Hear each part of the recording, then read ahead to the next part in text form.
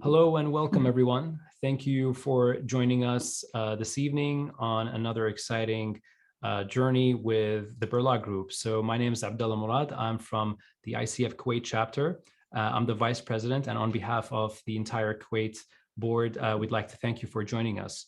So today we have an exciting webinar titled Coaching Teams for Success. And our guest of honor and your trainer for today is going to be no other than Linda Berlot herself. Now, for those of you who are not familiar with Linda, just to give you a small brief before we begin. So Linda's an entrepreneur. She's an executive coach, a certified team coach in the ORSCTM, which, forgive me if I'm butchering this, but it's the organizational. Okay, can you help me with this one? Yeah, it's right. A mouthful. It's ORSC. Simplified, yes. It's ORSC. ORSC. Thank you very much for that. She's the founder and CEO of the Berlot Group, and she's an ICF accredited coach. She's been doing this for over 13 years, coaching executives, team leadership coaching. So she's done it all. And today she's here to share with us really some of the biggest insights into her methodology and how she coaches teams for success. Linda, the mic is yours. Thank you so much, Abdullah. It's always lovely to be here. So thank you for inviting us to spend this time with you and your members. Noha, thank you for switching your video on. And anybody else, if you'd like to switch your video on, please do so. It's always fun for me to see who I'm interacting with. And it's not a must, of course. So thank you so much for having us speak about a topic that is so close to my heart. I coach leadership teams, usually C-suite, and I am absolutely passionate about that because we get to help people in their work environments, and the tools and skills that we teach them, they take them back and they can implement those in their family lives as well. Because, you know, when we're working with teams and team members, what we're trying to do is help them work on their team dynamics. So the relationship between them. So we don't tell them this, but we're teaching them relationship skills. So I have a presentation that I'd like to share. If you could make me co-host, please, that would be wonderful. I've done.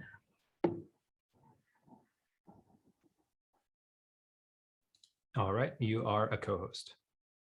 Thank you. And then I will pull up the presentation that I have. Can you guys see that? Yes. You do? Yes, excellent. Okay. So you did such a great job of introducing me. I don't really need to spend any more time introducing myself. Just to let you know that at the Berlot Group, we do two things. We coach organizations such as, you know, we've just mentioned, but we also run a coach training school, which is accredited by the ICF. And here we teach people to be team coaches such as ourselves.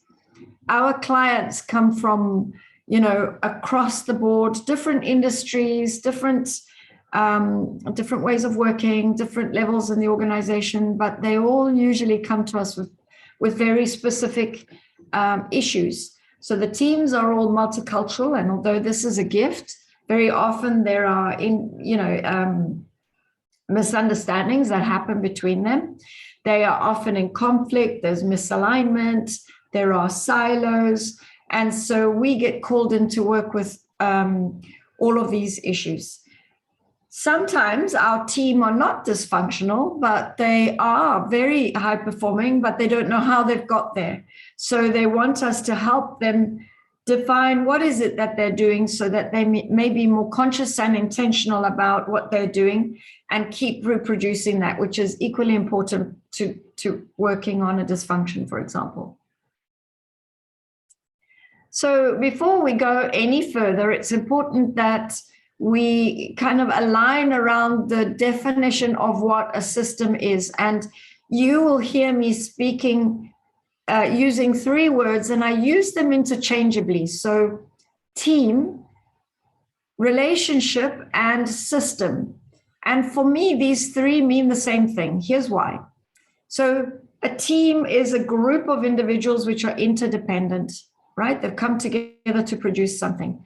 By system, we mean a human system, and we are all interconnected, right? So that's a human system. And relationship, well, because the moment there's eye contact, something happens and we are in relationship with each other. And in the model of team coaching that we use, the work that we do is on the relationship. We don't coach the individuals in the team, we coach the relationship. So our definition is a group of interdependent entities with a common focus or goal. Meaning, and it's important for us to identify that, because if a group of people is not interdependent, it's a little harder to get them to kind of be accountable to each other. And so then we have to find other mechanisms to do that.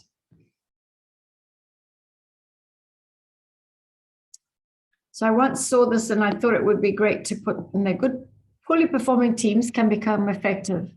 Good teams can become great, right? So our work is to identify what makes a team great. What can we do to take a team to be from good to great? Yeah.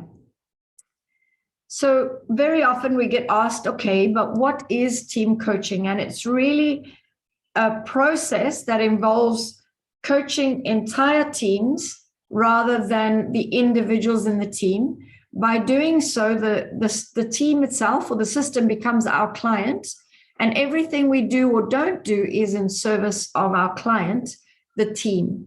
Sometimes it may not be in service of the individuals in the team, but it is for the sake of the team. Are there any questions about that so far? Linda, there's a question in the chat. What is the difference between the team and a group? That's a great question. Well, let's put it this way. So a team is so teams come together to produce something, right? We go to work, we work for a company, we have objectives in the organization. In a team, there are interdependencies. In a group, there are none. So take, for example, if we were all to go to a movie house, we're all there, we have a common focus, but there are no interdependencies. How easy is it for us to ask the person sitting next to us to keep quiet, with their in the crisps packet? It's hard, right? Because we don't owe each other anything. If the person's nice, then they will be quiet. But if not, if they don't care, then it's very hard to hold them accountable. So if we're in a movie, we're a group. We have a common focus, but we don't have interdependencies. If there was a fire to break out in that movie house, for example, and we need each other to leave, now we start to work together, all of a sudden we become a team or a system, because now we are interdependent on each other to get out and away from the fire. Does that answer your question?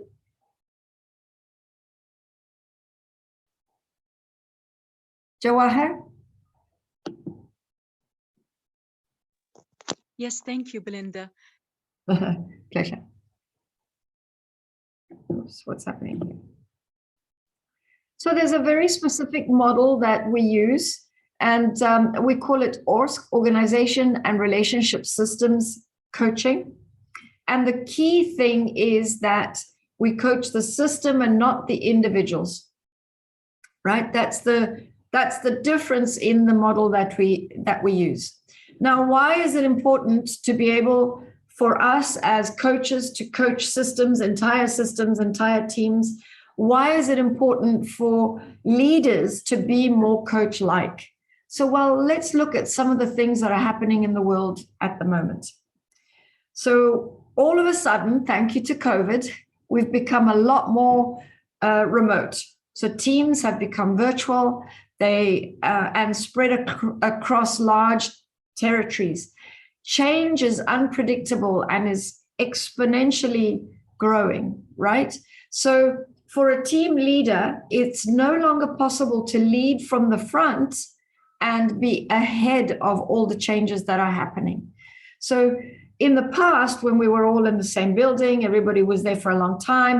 If I'm the team leader, I lead the team. I have all the answers. I know how to give direction to my team. But now it's become impossible for a team leader to lead from the front.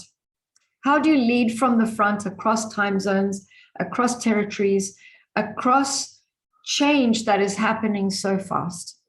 So now, if I can't, as a leader, lead from the front, what are my options, do you think? What can we do?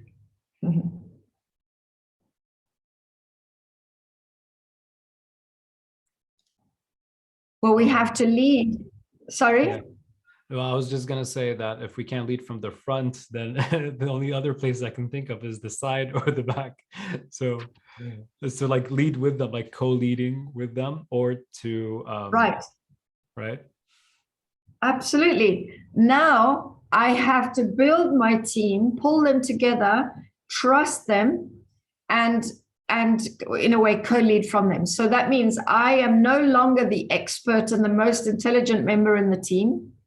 And so much research has shown that when you have one person who is the most dominant, that team is one person intelligent.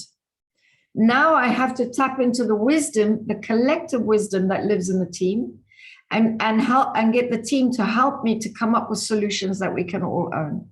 Now, all of a sudden, leaders are being asked to be more coach-like, which is why it's so important for leaders to learn coaching skills, even if they don't want to become a coach itself, but it's important to be more coach-like. Any questions so far?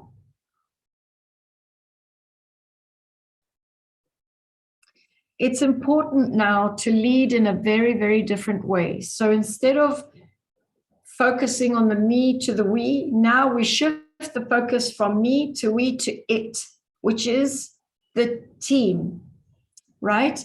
It's important to leverage the relationships within the team to create bonds, and it's important to challenge the team to come up with solutions they can own. If as a leader or a coach, I'm asking powerful questions, I am holding the system accountable. If I believe that they can be creative, generative, and intelligent, they will be.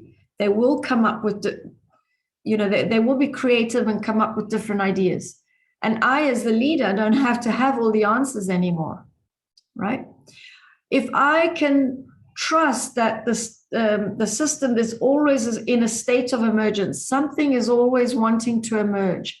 And if I'm patient with that and I go looking for that, I will hold my team and in that way, and the team will be a lot more creative. In that way, we can start to be proactive in light of the changes that are happening instead of reactive.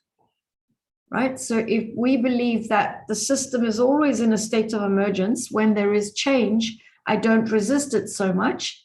I go with the flow, so to speak, and become creative from that place. So how do we do that?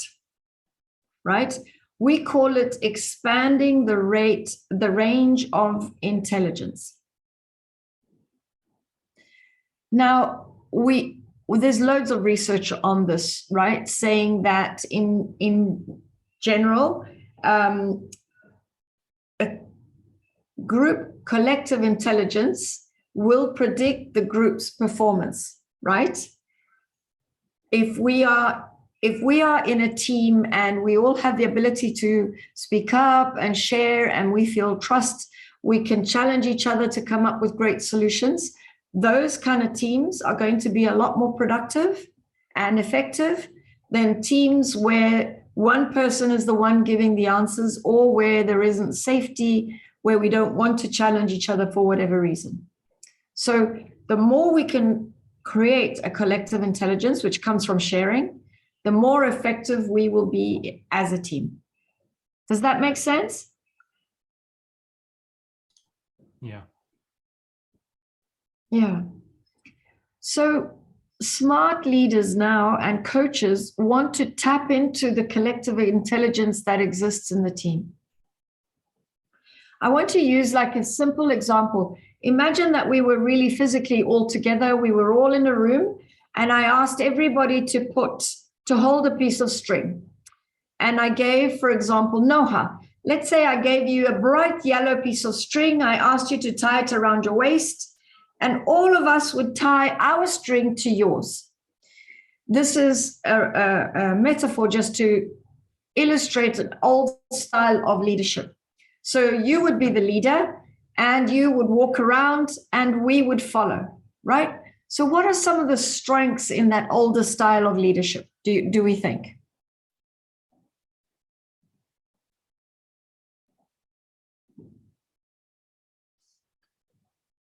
What are some of the strengths that exist in that older style, traditional style of leadership?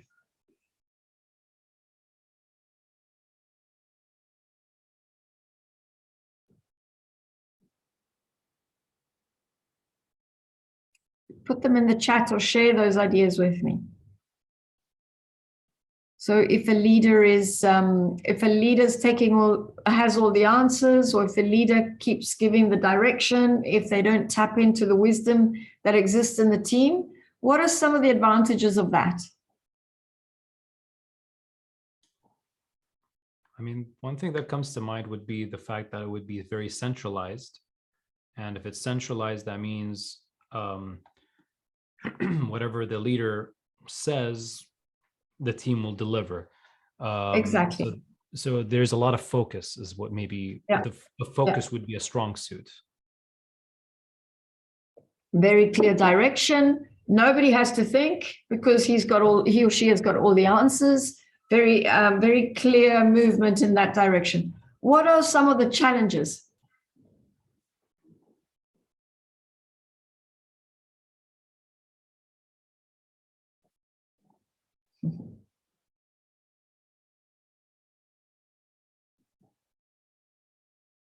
What are some of the challenges, do you think?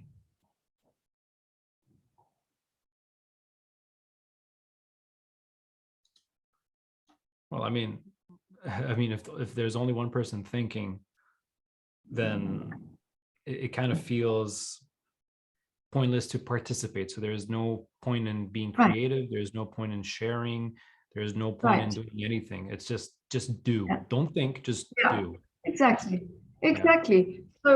So there isn't much creativity, right? There isn't much out of the box thinking. We're just doing what we are being told to do. Now imagine, so let's release Noha from her bright yellow string, and imagine all of us have a string, and the team leader gives us a challenge, right? For example, with no words, I want you to create like a web, a spider web, right? That will hold something, but he doesn't tell them what to do.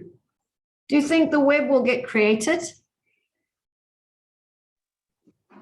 Yes, in different ways and very innovative ways even. Correct. So if the leader just gives clear goal, clear direction, leave the team to come up with the solution themselves. And exactly what you said, they'll come up different ways, maybe even more creative, right? Because now you're tapping into the intelligence and creativity that lives in the team already. So we have, thank you. I've just read the chat. Okay, so how do we do that? The work that we do builds on the shoulders of 3 different types of intelligence, right? So emotional intelligence and social intelligence, I'm pretty sure you all know what that is. Emotional intelligence is the awareness that I have of my own emotional experience and the ability that I have to express that and self-manage my behavior. So it's me. Social intelligence, the awareness that the ability that I have to accurately read and be able to empathize with your emotions. So social intelligence, you. It's also the ability that we have to see the impact we have on each other. social intelligence. But there is a new intelligence that was created by CRR Global, and that's called relationship systems intelligence, which builds on emotional and social intelligence. And it means that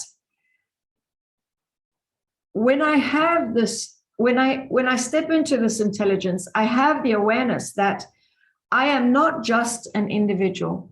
When I am in the system, I am part of a bigger system. And everything I do or don't do impacts that system. So, for example, if we had to use a metaphor, imagine we are a team or a family, and each one of us is like a puzzle piece. And when we put all of our pieces together, we create a beautiful picture, right? So my puzzle piece is both individual to me, but it also belongs to the system, right? So everything I do or don't do impacts that system. And teams don't often know that, or they don't often see that, right? If I scribble on my puzzle piece or I scratch the colors out, it impacts not just my puzzle piece, but it impacts the entire picture of the system. Now, couples understand this and families understand this. Families understand that there's me, there's you, and there's our relationship or our family. And we need to nurture that as much as we nurture each other. So we're translating that learning into a corporate environment. How does that land? So in the ORSC model of coaching, we don't coach the individuals and the individual interactions. We coach the relationship itself, or we coach the dynamics. What we want to do when we are working with teams, what we're trying to do is strengthen the relationships that they have between each other so that they may have deeper conversations, they may challenge each other, not be afraid of conflict, and come up with great decisions because of the conversations that they're having. Now, when we're doing that, what we're trying to build is we're trying to build their systems intelligence muscle, RSI, Relationship Systems Intelligence Muscle. And how do we do that? There are certain certain beliefs that we work with. So when I'm working with a team, when I'm coaching a team, I'm always doing these things. I am listening for the voice of the system. What that means is that each individual in the system has their own voice. So I'm cold, I'm hot, I want this, I want that. But every voice that I hear that is expressed by the individual, I also hear that it doesn't just belong to the individual, it also belongs to the team. And if I hold that, I don't make any voice that I hear wrong because there's a wisdom in it.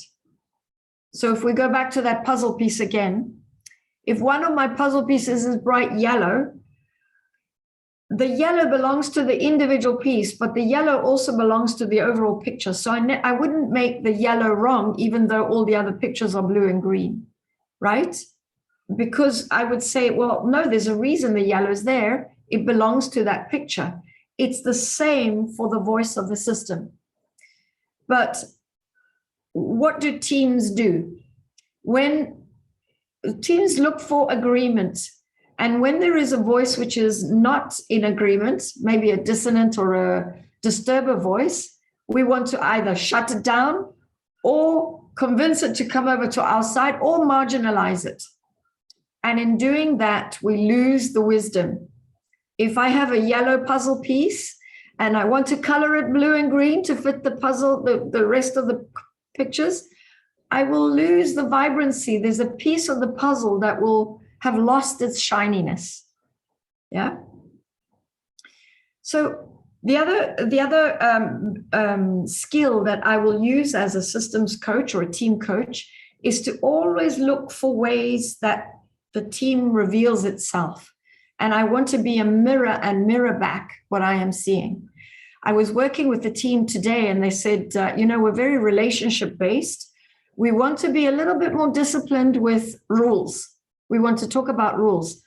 Well, they could not define which rule they wanted to bring to life. And it's because, and they were stuck in the conversation, but every time somebody mentioned a rule, somebody else kept, being defensive about it, until I revealed back to them that maybe they didn't, or they were not ready to implement rules because they couldn't seem to find one rule that they wanted to implement. Maybe it was not that important, right? So find ways to reveal the system to itself. The other belief that we hold when we are team coaches and working with the team is that the leadership role belongs to the system. And this is truly not the hierarchical role. So the team leader holds that role. This is, I'm wanting team members to step in and be accountable and not just wait to be told what to do. So a good example of that is very often in the rooms where we're coaching, someone might say, oh, it's so cold in here, or it's so hot, as if they're waiting for me to go to the AC to switch it on, right? But leadership belongs to the system. Anybody can stand up and go to the AC and change it, or take the initiative to do something different, right? But we don't remember that leadership belongs to the system, and very often leaders don't encourage that, or they don't know that they can. One of the other skills that we have as a team coach is the skill of deep democracy, which has got nothing to do with voting and everything to do with the belief that every voice has the right to be heard and every voice has the right to speak. I might not agree with you. I might not like what you have to say. However, you have the right to speak, right? And so as a coach, I want to make sure that I check in to hear all the voices. It's almost like we're a conductor of an orchestra. I might have to quieten the trombone to make sure that the little cymbals in the corner, I can hear them. Right? That's our role as a team coach. And then we are always fostering a culture of positivity, because we believe the more positivity lives in a system, the more productive they will be.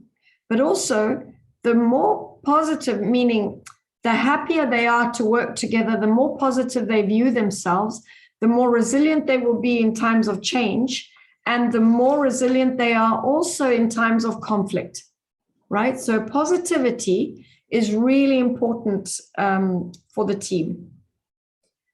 Oh, I've done a lot of talking. Any questions so far? Actually, I have a question. I was going to interrupt you just now about deep democracy. You said that deep democracy is an actual, like a normal voting situation. So can you just clarify, like, how would that take place? Just so that, if I see it next time, I would like point it out, or if I don't see it, or maybe I see a different way, I know how to mitigate the situation in that way. So how would you define it?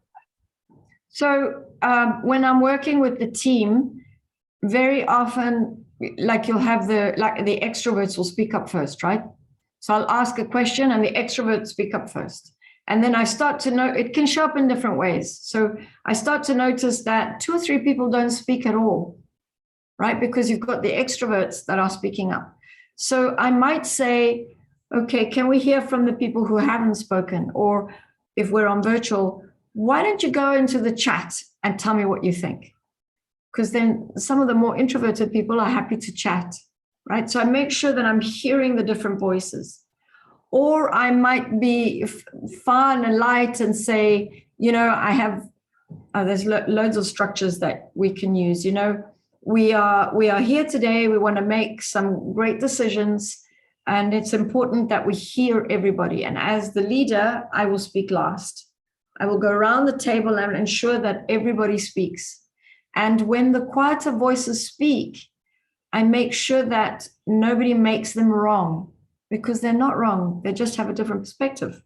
Like it's okay to have different perspectives.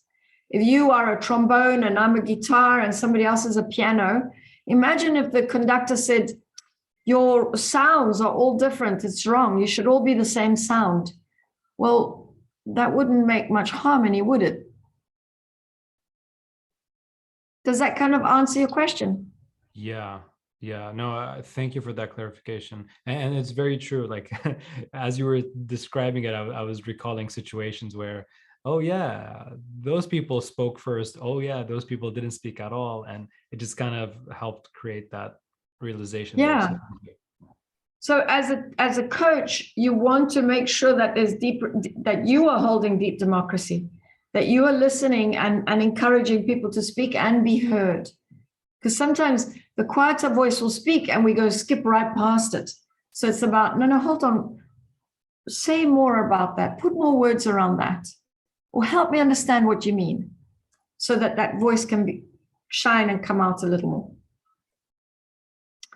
So teams evolve when they feel free to engage in positive conflict without fear. We're not talking about fighting, but they can have opposing views and they can challenge each other without any fear that they are breaking something. Teams evolve when they can feel free to really discuss failures. Like I'm not going to discuss an area where I was wrong if I don't feel safe. Right? And if I'm not failing, I'm not learning from my mistakes. So high-performing teams consciously and intentionally create positivity between themselves, right? So they do things to be more positive. They are open to hearing each other and advocate each other. So when they are in conflict, they'll say, oh, wow, okay, so I really understand that that's important for you. I can understand why it's so important for you. And here's how I see it. I see it slightly differently. So they really listen and champion each other.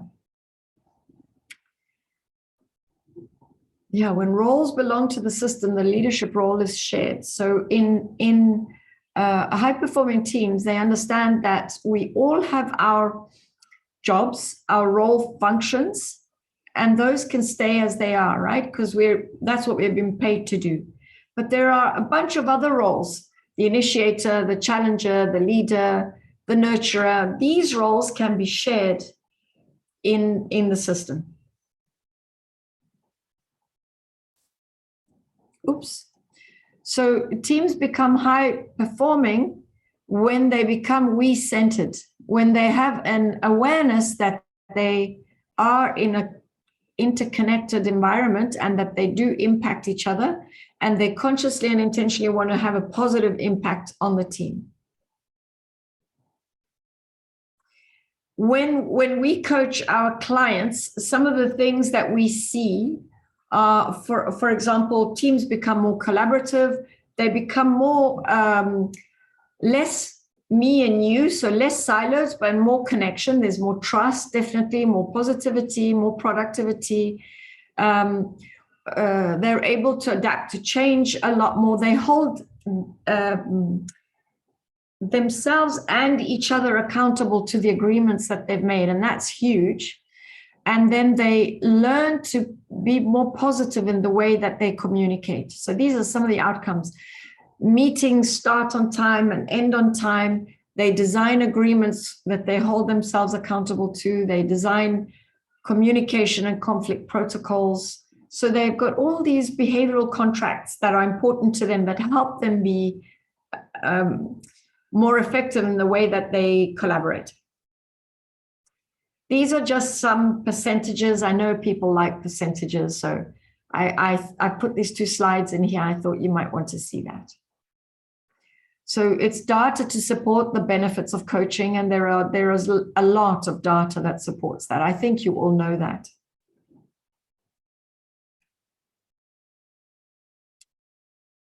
When we coach leadership teams because we believe that in any organization, change should start from the top. And when that leadership team changes, you start to work with the culture starts to change.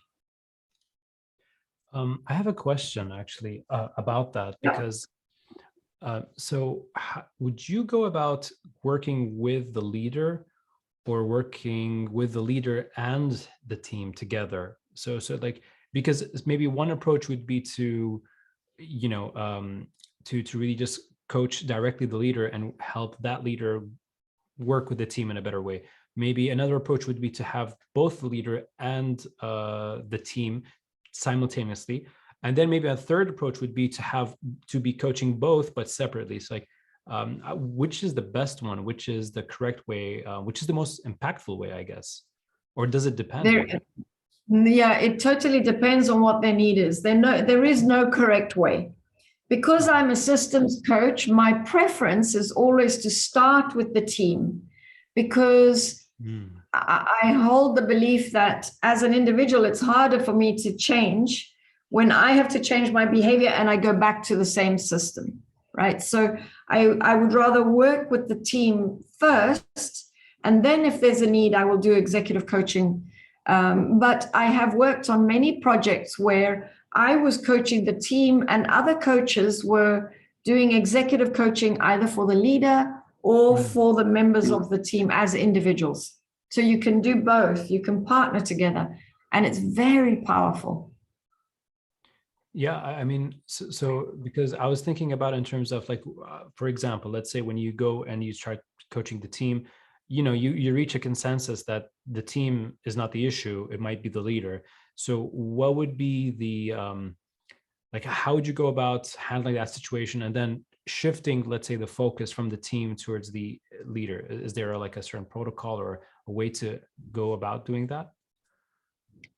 In our model of systems coaching, we believe that all behavior belongs to the team. Good behavior, bad behavior, poor behavior, it all belongs to the team. Because, and so we would rather correct it in a team environment where we talk about certain the behaviors. So we would always start a team coaching journey with an assessment process. So questionnaires or a face-to-face assessment where I'm asking the team a bunch of questions and I'm hearing how they answer. I'm seeing how they are behaving. From that, I will create my coaching plan. And I will have noticed the team's strengths and areas for development. And one of the areas for development might be how the team leaders relating to the team, right?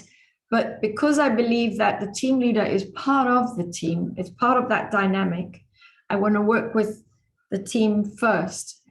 And sometimes that will change the leader's behavior because the team will be a mirror to the leader.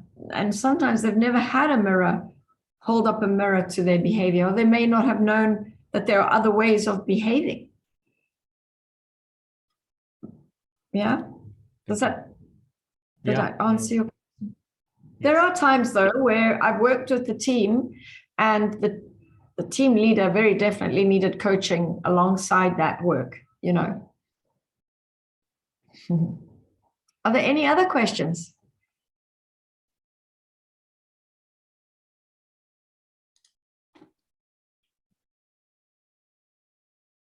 Don't be shy, everyone. So you can either you can unmute yourself and ask Linda a question, or feel free to jump in the chat and just literally type away your question. But I find this very fascinating that you would start with the team because, I mean, you can make an argument where you can say that sometimes, the majority will outweigh the individual sometimes. So you can even have, let's say, the majority influencing the behaviors of the leader, should the leader start noticing the team changing as a result. So it's very interesting. I never thought that it would be that way, but yeah. Do you know how many times a team leader has called me in and said, Linda, coach my team because that one individual, if he doesn't change, I'm going to fire him or her, right? And I always, honestly, and I will always say to the team, all behavior belongs to the team, right? If somebody is misbehaving and the rest of the team are not shutting that behavior down, they are enabling that behavior. And for some reason, that behavior serves the team. Like maybe that disturber, maybe the team needs a disturber voice because everybody else is too afraid to speak. So that person has stepped into the disturber role. Because generally, if a team, it's a little different when it's with the leader and it's hierarchical and there's a power-fear dynamic and people don't speak up. But generally in a team, if a team don't like a certain behavior, they will shut it down. I remember once I was working for, I live in Dubai, so it was a local company. Actually, it was throughout the GCC, but the company head office was based here. I had just come, so I'm Italian, predominantly Arab environment. We are fun and lively and warm. And I went, after I left that organization, I went and I worked for a Western company. So I was still lively and maybe a little loud, and everybody was like, shh. I was like, ooh. I had culture shock. And so that was a real indication that when a behavior doesn't suit the system, they will shut it down. Right? So, yeah. All right. Any other questions? Yeah, I was just going to say, guys, does anyone have any questions for Linda? This is your chance, guys. Like, this is really incredible stuff. It's very insightful. If anyone is looking to enter team coaching and start leading at that level, this is your chance. So feel free to ask your questions. Oh, and at the same time, Linda or Zeba, if you want to please include maybe your social media or your contact details. That way, should people want to reach out to you privately for maybe more in-depth inquiries about this system or any other inquiries as well. So we'll make sure to include that in the chat. I'll pull up a slide. I think we have that on a slide. Oh, okay. But so if there are no other questions before I move to this question slide, I wanted to leave you with three thoughts. So we use systems coaching to increase team performance and organizational performance. And I wanted to leave you with, I don't know, the challenge or the thought that change is unpredictable and it's accelerating. And there is a way to accept that it's happening, accept that systems are always in a state of emergence. And if we accept that they're always in a state of emergence, we start to be more creative around that emergence. We ask ourselves the question, what's trying to happen? What's wanting to happen, what's trying to happen, rather than being reactive and resistant to the change. That as a coach or a leader, if you tap into the inherent wisdom and intelligence of the team, you start to get much more creative responses, right? So if you start to work with and be more inclusive of all of the voices that live on your team, you start to get, you start to tap into the collective intelligence that lives in the team, and you'll be surprised by the answers and the solutions that pop up, right? So the encouragement or the invitation is, don't marginalize those voices which are quieter or that you don't like or may be expressed a little more unskillfully. There is wisdom that's trying to be expressed, right? Look for the wisdom in all of the voices.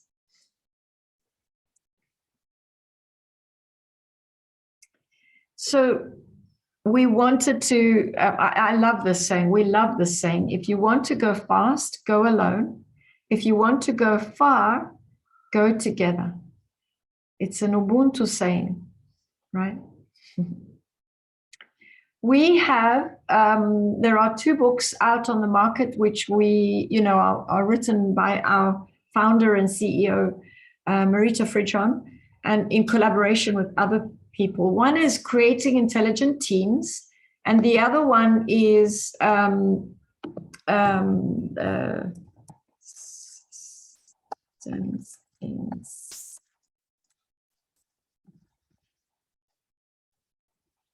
Systems Inspired Leadership.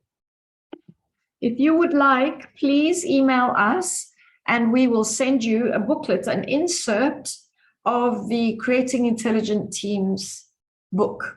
And it will have the 5 principles that we hold, how to create intelligent teams. So please email us or connect with us so that we can give you that free excerpt. And our social media handles are at the bottom. the email address. I mean, it's info@Berlot Group.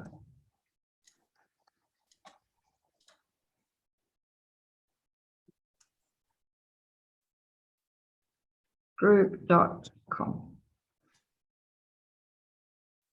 Thank you for sharing.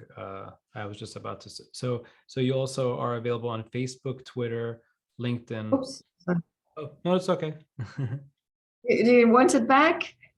I'll tell just people if you guys if you can put it one more time up, so that way they can have like maybe a screenshot. Just yeah, there we go. We normally have a whole page with it on. Yeah, no worries. So we have the Facebook. Oh, okay, that's cool. So whether it's Facebook, Twitter, or LinkedIn, it's the same handle, which is Berlot Group with no spaces. And it's very similar to the email. So that way, if you know the email, you know everything else. Very easy. Thank you so much for sharing, Linda. So guys, how pleasure. was that? How was everything that you've learned? What were some of the, if you can share with us in the comments or in the chat, what were some of the lessons that you learned in today from, you know, everything that was shared, some of the main takeaways? That's a great question. What's the key takeaway from today? I mean, I'll start it off. I mean, since I have the, if I have it, I mean, the fact that you start with the team, that was a beautiful insight for me. So it definitely created a mind shift right there for me. So I'll definitely look at it from a perspective. Can an ACC coach go for team coaching, or should I be at PCC level? No, come to ACC. The ORS courses take you straight into the, if you certify, take you into ACC. So there's no team coach. I always ask the question to people, what brings you joy? What are you passionate about? Do you love coaching an individual, or do you love coaching two or more people? Some people love coaching couples and families and teams. If you love coaching individuals, that's your path. If you love coaching more than one person, then follow that route. and or both. I'm the same, both. Maybe I lean more towards team coaching. No, that's great.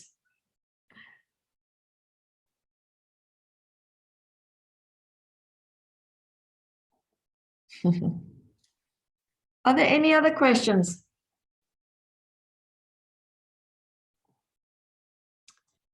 Okay, so if there are any questions, okay, thank you, Nahat. All right, guys, well, you have the details for the Berlot Group. You have the email and their handle. I want to take this opportunity to thank Linda for her time and for her incredible presentation on this incredible topic. There's a lot of information here, so make sure that you follow them, you contact them should be interested, whether you're pursuing more of a, let's say, a teams coaching approach, or even, and Linda, correct me if I'm wrong, you also offer individual trainings so that people can pursue the ACC path. Is that correct? Should they want to? So the ORS courses are, I didn't think we were allowed to talk about these things, but the ORS courses are pretty much like the CTI. I'll promote CTI the same.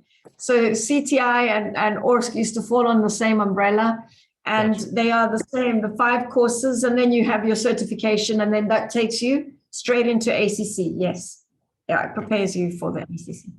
Got you. Thank you. Thank you so much. Last words, I'll leave the mic to you. So what are your final words to everyone who's watching before we end? I want to encourage you to dive in and try systems coaching, whether it's a couple or a family or a team. There is so much joy. It's a very different skill to coaching individuals. And there's so much joy in seeing a system come alive and helping that system overcome their own obstacles and then become high performing. Amazing. Thank you so much. Thank you everyone for joining us. Thank you, Linda, for having us as well. Guys, I wish you the best of luck, and we look forward to seeing you in our upcoming future events. Thank you so much and have a good night. Thank you, everybody. Good night. Have a good one. Take care. Bye-bye, Abdullah. Thank you so much for Bye-bye, Linda. inviting us. You're most Bye-bye. welcome. Take care. Bye-bye.